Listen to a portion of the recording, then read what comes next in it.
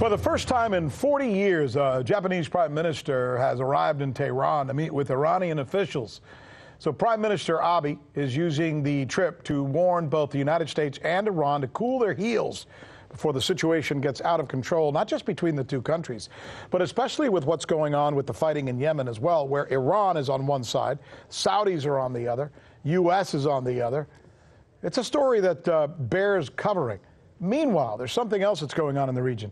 So Syria, we got this information late last night and have been following up on it. Syria is confirming that last night it had to shoot down a number of Israeli missiles to stop attacks that were incoming.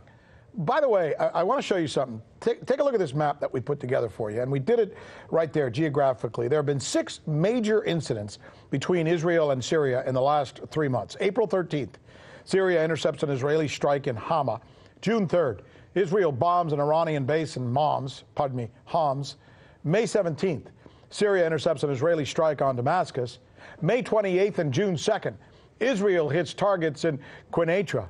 June 12th, Syria intercepts an Israeli attack.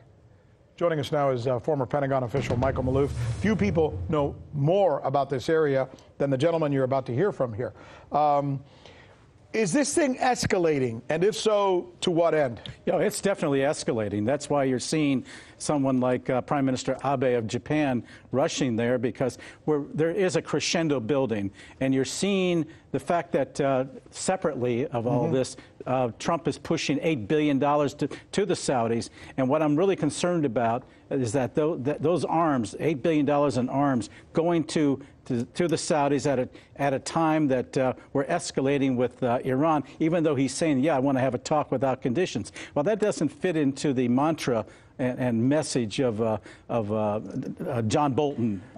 Help me, or Netanyahu of Israel. Help me as an American understand something, because I don't get this thing where I just chalked off 6 or 7 different attacks where Israel is attacking Syria. Yeah. Syria is using an anti-missile defense system, and this keeps happening like a couple of times a month. Anywhere else in the world, if somebody's attacking somebody, you're in full-out war. What do you call this? Well, it is aggression, and it's against all UN resolutions. And what the Israelis claim is that they're trying to hit Iranian targets. The reality is they're killing Syrian military right now. And what's really disturbing is that those sites that you talk about, there could be at those military facilities the presence of Russian troops. And if they get killed, that's a problem. And the Russians, frankly, their general staff is getting fed up with it. That's what's so complicated about something like this. I mean, you just mentioned that essentially Iran is in Syria. Yeah. Israel is attacking Syria, but they're using the pretense of they're really attacking Iran. And Hezbollah targets as well. And Hezbollah, which is a part of Lebanon? Yes, it's part of Lebanon, but they have forces inside of Syria.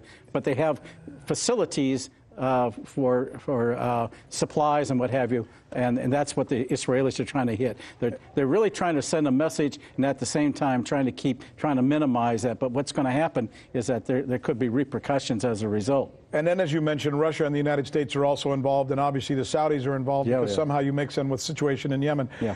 How close are we to having this turn into a full-edged conflagration of some sort? Well, any spark could cause it. I think. So cause what? Cause what? It could cause just one episode could create a havoc throughout the entire region. So, in other words, Israel attacks Syria. Yeah. The missile is not stopped with using the anti-ballistic missile defense system or whatever the heck it's called, and it hits and kills a whole bunch of people. Yeah. Syria says we're not going to have this. They attack back. They've been showing restraint. In fact, they could have done it. In fact, they were asked not to retaliate. So, okay, let's continue the scenario. Israel attacks. Syria attacks back. Iran fights on the side of Syria. Who helps? The United States fights on the side of Israel. Yeah. Russia gets on the side of Syria and Iran as well. Correct. That's the fear. Yes. That's huge. Yeah. It's a powder keg ready to blow up at any time. What's keeping it from blowing up? People like Abe and others who are trying to talk to leadership in Iran to calm things down, trying to talk to Trump to go and negotiate. But John Bolton and Pompeo are not getting that message. They're the ones who are orchestrating this thing. They're the ones who are working behind the scenes, trying to get everything lined up. And what I'm really concerned about is that they're going to paint Trump into a corner he won't be able to get out. Sounds like a familiar narrative. Yes. And it happened before in 2003. We thank you. Pleasure. I'm Rick Sanchez. You found us on YouTube, and that's awesome. But you know what? I'm also live every night at 7 and 8 p.m. Eastern on DirecTV and Dish and cable and satellite, the RT app, and Pluto TV. I'll see you there.